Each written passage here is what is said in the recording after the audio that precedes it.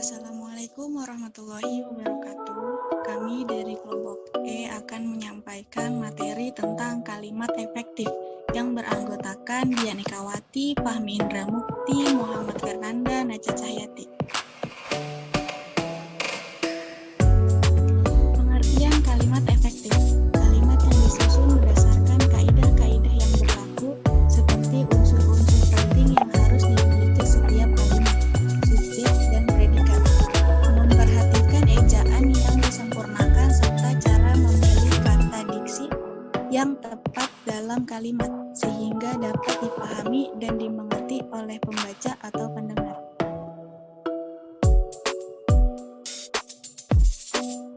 Syarat-syarat kalimat efektif. 1. Kesatuan gagasan. Ciri-ciri kesatuan gagasan. Adanya subjek dan predikat yang jelas, tidak terdapat subjek ganda, tidak menggunakan kata penghubung dalam kalimat tunggal. 2. Koherensi yang baik dan kompak. Ciri-ciri koherensi. 1. Kalimat yang baik. Adik memakan ikan kembung tadi pagi. Kalimat yang tidak baik. Ikan makan kembung adik tadi pagi. 2. Kalimat yang kurang padu. Sejak lahir manusia memiliki jiwa untuk melawan kepada kekejaman alam atau kepada pihak lain karena merasa dirinya lebih kuat atau tanpa kepada. 3. Kalimat yang tumpang tindih. Banyak para penjahat yang mencoba melarikan diri. Seharusnya cukup banyak penjahat atau para penjahat saja. Keempat, baik. Saya sudah membuat suasana menjadi kondusif. Salah, suasana saya sudah buat menjadi kondusif.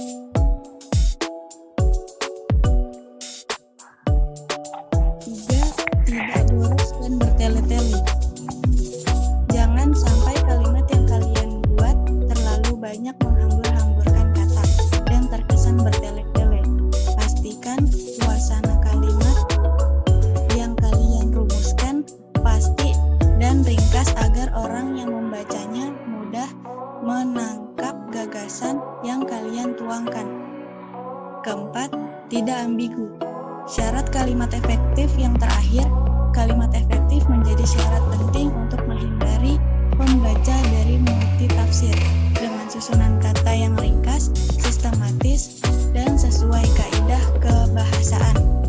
Pembaca tidak akan kesulitan mengartikan ide dari kalimat kalian sehingga tidak ada kesan ambigu. Nah, selanjutnya di sini ada jenis-jenis kalimat efektif. Yang pertama itu ada kalimat argumentasi. Nah, sebuah kalimat yang tidak boleh bersifat ambigu atau tidak jelas. Contohnya adalah besok saya tidak bisa mengikuti acara karena akan pergi ke Yogyakarta. Terus jenis yang kedua yaitu kalimat dalam penyampaian ide atau gagasan. Sebuah kalimat yang tidak terkesan terbelit-belit dan mudah dipahami supaya tidak menimbulkan kesalahpahaman. Nah, contohnya ada, menurutku acara perkemahan akan lebih seru jika diakhiri dengan pesta unggun. Nah, jenis yang terakhir kalimat formal. Nah, sebuah kalimat yang isinya tidak menggunakan kata-kata baku atau kata-kata alay. Tentunya kalimat formal menjadi kalimat yang paling efektif. Nah, contohnya diharapkan kepada calon siswa maupun siswi baru untuk mengikuti prospek yang akan dilaksanakan pada tanggal 4 Maret 2020 pada pukul 7.30 waktu Indonesia Barat bertepat di aula sekolah. Nah, selanjutnya ada ciri-ciri kalimat efektif. Yang pertama ada kesepadaan struktur. Hal pertama yang harus diperhatikan adalah kelengkapan struktur dan penggunaannya. Nah, di sini ada beberapa hal yang menyangkut ciri-ciri yang satu ini. Yang pertama itu dipastikan kalimat yang dibuat mengandung unsur klausa minimal yang lengkap, yakni subjek dan predikat. Yang kedua, jangan taruh kalimat depan atau preposisi di depan subjek karena akan menggaburkan pelaku dalam kalimat tersebut. Contoh kalimat efektif dan tidak efektif. Bagi semua peserta diharapkan hadir tepat waktu. Tidak efektif. Semua peserta diharapkan hadir tepat waktu itu efektif. Yang selanjutnya ada hati-hati dalam penggunaan konjungsi yang di depan predikat karena membuatnya menjadi perluasan subjek. Nah, contohnya di sini ada dia yang pergi meninggalkan saya. Itu tidak efektif. Nah, yang efektif itu dia pergi meninggalkan saya. Nah, selanjutnya ada tidak bersubjek ganda. Bukan berarti subjek tidak boleh lebih dari satu, namun lebih ke arah menggabungkan subjek yang sama. Nah, contohnya di sini adik demam sehingga adik tidak dapat masuk sekolah itu tidak efektif. Yang efektif itu adik demam sehingga tidak dapat masuk sekolah. Yang kedua itu ada kehematan kata. Karena salah satu syarat kalimat efektif adalah ringkas dan tidak bertele-tele, kalimat tidak boleh menyusun kata-kata yang bermakna sama di dalam sebuah kalimat. Ada dua hal yang memungkinkan kalimat membuat kalimat tidak kokoh sehingga tidak efektif. Yang pertama menyangkut kata jamak dan yang kedua mengenai kata-kata bersinonim. Untuk menghindari hal tersebut, berikut contoh mengenai kesalahan dalam kata jamak dan sinonim yang menghasilkan kalimat tidak efektif. Yang pertama contoh kata jamak, para siswa-siswi sedang mengerjakan soal ujian masuk perguruan tinggi itu tidak efektif. Nah, yang efektif itu siswa-siswi sedang mengerjakan soal ujian masuk perguruan tinggi. Nah, selanjutnya ada ketidakefektifan terjadi karena kata para menunjukkan pada jumlah jamak, sementara siswa-siswi juga mengarah pada jumlah siswa yang lebih dari satu. Jadi, hilangkan salah satu kata yang merujuk pada hal jamak tersebut.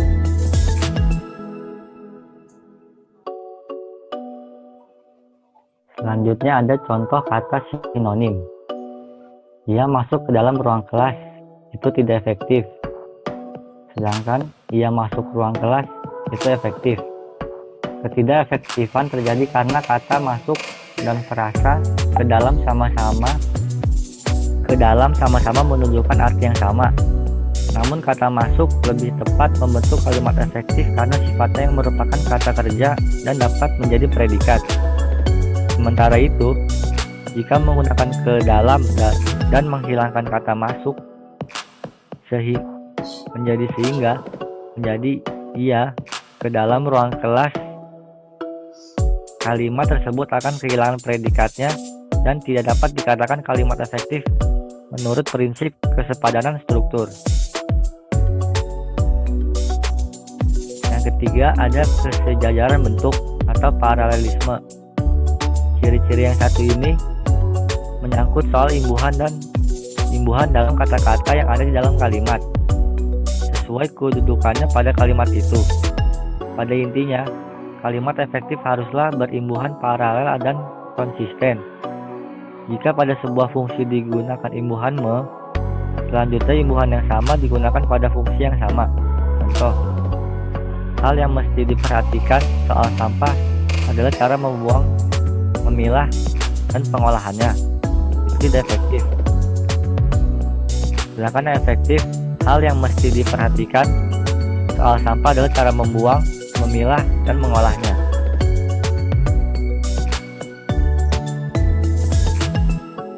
Yang keempat, ada ketegasan makna. Tidak selamanya subjek harus diletakkan di awal kalimat. Namun memang peletakan subjek seharusnya selalu mendahului predikat. Akan tetapi, dalam beberapa kasus tertentu, kalian bisa saja meletakkan keterangan di awal kalimat untuk memberi efek penegasan. Ini agar pembaca dapat langsung mengerti gagasan utama dari kalimat tersebut.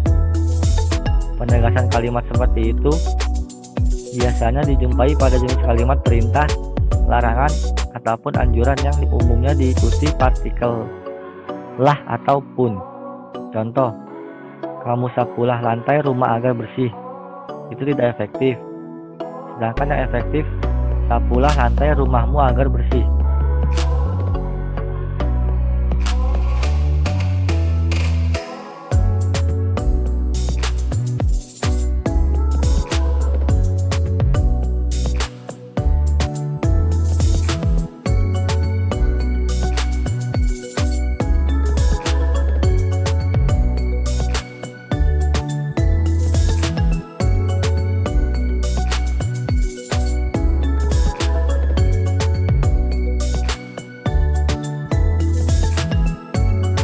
melanjutkan dari si Fahmi, selanjutnya ada kelogisan kalimat.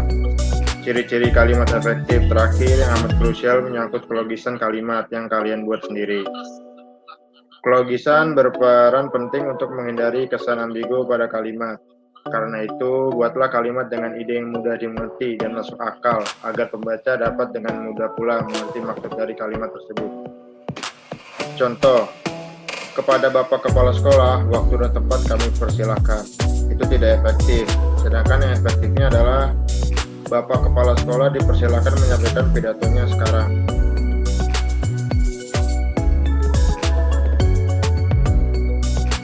Ya, selanjutnya ada penekanan.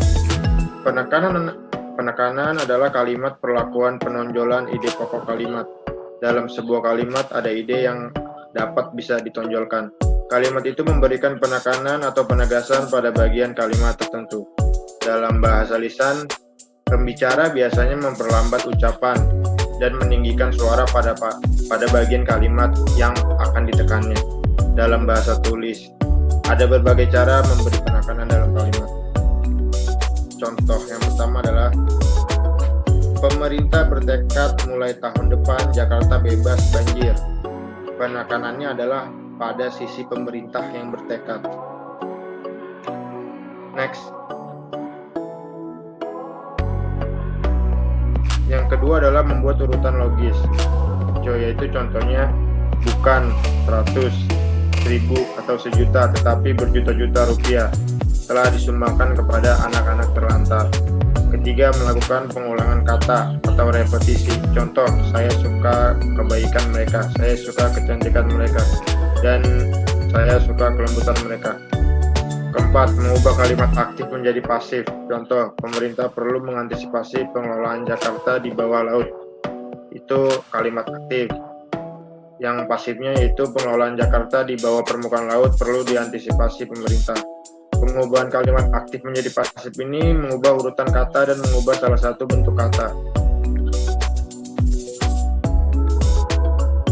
Selanjutnya ada variasi. Variasi merupakan suatu upaya yang bertolak belakang dengan repetisi.